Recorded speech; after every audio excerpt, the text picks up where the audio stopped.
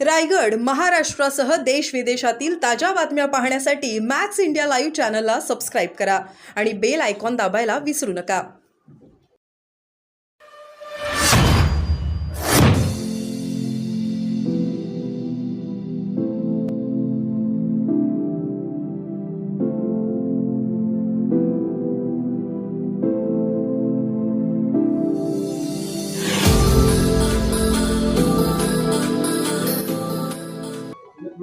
सहकार्य करा.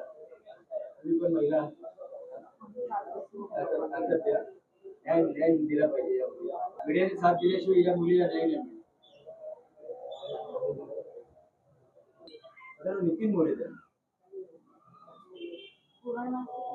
नाही जैविक लवकर न्याय मिळावा, त्याला फाशी शिक्षा होईल त्या पद्धतीने सर्व पोलिसांचा रेकॉर्ड सर्व तपास व्हावा.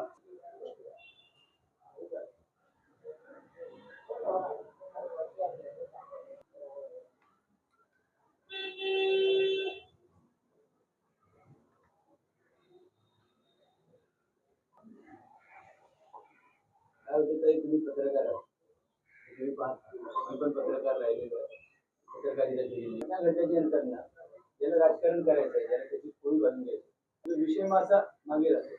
जे कुटुंब जे असं हातबल झालेलं असते काही ते बिचारी मागे राहतात. काय सांगशील एक बहीण असं सुंदरवलेली नेमकी काय मागणी करशील? यशस्वी माझ्या बहिणीसाठीच होती, म्हणजे बहीणच होती माझी. ती खूप चांगली पोरगी होती.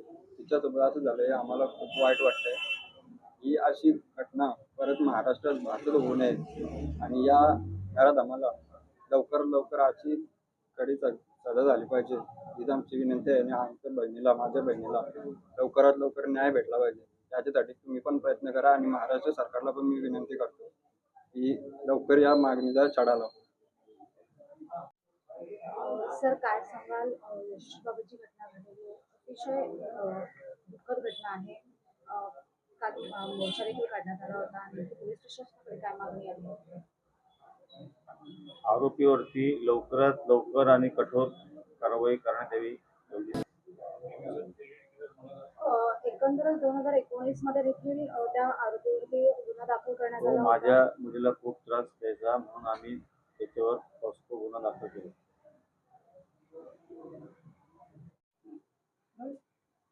सर या ठिकाणी तुम्ही आज भेट दिलेली आहे, नेमकी तुम्ही सरकारकडे काय मागणी करता?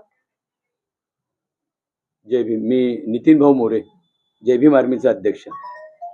आज शिंदे कुटुंबाला भेट देण्यासाठी आलो. जे काय घडलं ते निंदनीय आहे, निषेधार्ह आहे. परंतु आता जे घडतंय, आमच्या कुटुंबाची एक मुलगी गेल्याच्या नंतर जे घडतंय त्याच्याबद्दल निषेध करण्यासाठी देखील मला लाज वाटते. ते एवढं मोठं घडत आहे. काल शिंदे सांगतायत आम्हाला की फेसबुकवरती न प्रकारची फेक नरेटिव्ह आमच्या मुलीबद्दल बोलली जाते. अरे या मुलीची काय चुकी आहे? पॉस्को खाली बापाने केस दाखल केली. का दाखल केली? पॉस्को खाली केस दाखल केली कारण मुलगी अल्पवयाची होती म्हणून ती बापाकडे आली. बापाने तिला पोलीस स्टेशनमध्ये नेलं, त्याच्याकडे केस दाखल झाली 2019 मध्ये. तो आतमध्ये गेला. आतमध्ये गेल्याच्या नंतर देखील त्याने सतत त्या मुलीला सतवायचा प्रयत्न केला.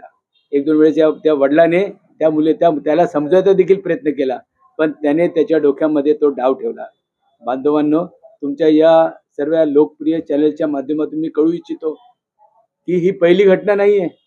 1 महिन्याच्या अगोदर मानखुरची आमची पूनम, तिचं प्रेत इथे सापडलं या उरणच्या खाडीमध्ये. तिला मानणारा पण मुसलमानच होता. आता हा देखील त्याच समाजाचा आहे. आम्ही समाजाबद्दल बोलत नाही, पण हे लोक का आमच्या मुलीवरती, हे लोकच का असं टार्गेट करत आहे? आणि अरे हे कसलं प्रेम आहे? मुलीला जाळलं, मुलीला हे केलं, मुलीचा चेहरा फोटो बघितल्यानंतर डोळे असे, म्हणजे असं काय बोलू तुम्हाला. या प्रकारे आज आईने बघितला चेहरा बघायला, आम्ही हिंमत नाही करू शकलो तिला दाखवायला. हे होत नाही तर 2 वर्षाच्या अगोदर ती चंदन शिवे रुपाली, तिला तिच्या 2.5 वर्षाच्या मुलाच्या समोर तिला देखील चिरलं रस्त्यावरती.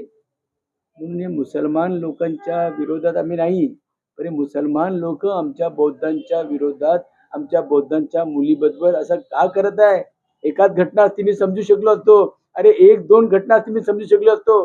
कंटिन्यू हे जे काय चाललंय हे काय षडयंत्र चाललंय काय, याच्यावरती शासनाने प्रशासनाने जातीने लक्ष घालून आमच्या समाजाला न्याय द्यावा. ज्या कुटुंबावरती हे घडलेलं आहे त्या कुटुंबाची परिस्थिती अत्यंत भयानक आहे. लवकरात लवकर तो आरोपी आमच्या समोर आणावा, त्याला फाशीची शिक्षा होईल या पद्धतीने तरतूद करावा. आणि शासन प्रशासनाला एक विनंती आहे, अहो डीसीपी साहेब, एसीपी साहेब, आपण अधिकारी आहात, आपल्यालाही मुलबाळ आहेत. अहो एकदा येऊन सांत्वन करा, बोला, बसा या परिवाराकडे. हे परिवार एकदम असं विचलित झाले हो. कोण भेटत नाही, कोण सांगत नाही, कोण कोण कोण कोण येते, कुणाकुणाच्या डोक्यात काय काय राजकारण आहे त्या त्या पद्धतीने बाहेर जाऊन ते मांडणी करतात. आमचं कुटुंब काय करणार? आमच्या घरची मुलगी गेलेली आहे, आमची कमवती मुलगी गेलेली आहे, तिच्या पाठीमागे 2 बहिणी आहेत. या प्रकारचं खोटं नेरेटिव्ह, प्रेम प्रकरण आहे, अमकं प्रकरण आहे, चमकं प्रकरण असं सेट जर केलं तर तिच्या पाठीमागे असलेल्या आमच्या 2 मुली, त्याचं भविष्य तर काय, मोठा प्रश्न उभा राहिलेला आहे. म्हणून तुमच्या चॅनलच्या माध्यमातून मी विनंती करतो, हे फेक नेरेटिव्ह जे चाललेलं आहे, हे चुकीची गोष्टी चाललेल्या आहे. अरे हे लोक कोण कोण करतायत हे सर्व आता मीडिया बघत आहेत. कोणत्या पर्टिक्युलर समाजाचे लोक आमच्या समाजावरती करतायत हे देखील ज्याला राजकारण करायचंय, राजकारणामध्ये उभं राहायचंय, तो खरं बोलणार नाही. पण आम्ही तर लढणारे लोक समाजासाठी, आम्हाला तर खरं बोलावं लागेल. म्हणून मायबाप सरकार तुम्हाला हात जोडून विनंती आहे, ही जी घटना घडली, अशा जी याच्या अगोदर घटना घडल्या, फास्ट ट्रॅकच्या माध्यमातून यांना न्याय मिळावा आणि लवकरात लवकर त्याला पकडण्यात यावं.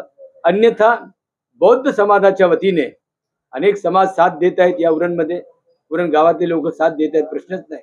पण मुंबईतल्या देखील आता अनेक संघटनेचे लोक या गोष्टीचा निषेध करण्यासाठी, त्याला लवकरात लवकर पकडून त्याला फाशी शिक्षा होईल ही मागणीसाठी 1-2 दिवसामध्ये आम्ही सर्वजण समाजाच्या वतीने एकत्रित येणार आहोत. या ठिकाणी शिंदेजी आहेत, या ठिकाणी वंचितचे आहेत. आम्ही सर्व तुमच्या मीडियाच्या माध्यमातून मी कळू इच्छितो, असे प्रसंग झाले तर आम्ही संघटनेचं नाव घेऊ बघत नाही. आम्ही एक बापाचे लेकरं आहोत, आम्ही बाबासाहेब आंबेडकरांचे लेकरं आहोत.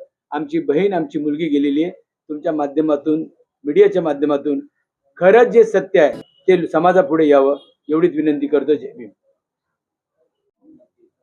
मॅडम काय सांगाल, ही घटना जी घडलेली याबद्दल तुम्हाला काही आधी माहिती होती किंवा काही तो मुलगा याआधी तिला काही त्रास देत होता? त्रास द्यायचा मॅडम तो तिला, त्याच्यावर म्हणजे त्याला हे पण केलं, तिच्या वडिलांनी त्याला हे केलेलं, तर त्याला जे धमकवलेलं म्हणजे त्याला मारलेलं, पण पोलिसांकडनं आम्ही नेलेलं.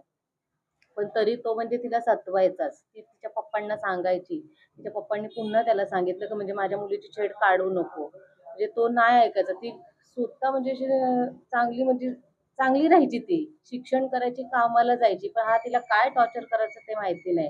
ती सतत पप्पाला तिच्या सांगायची. पण ह्याने जे करायचं ते केलं.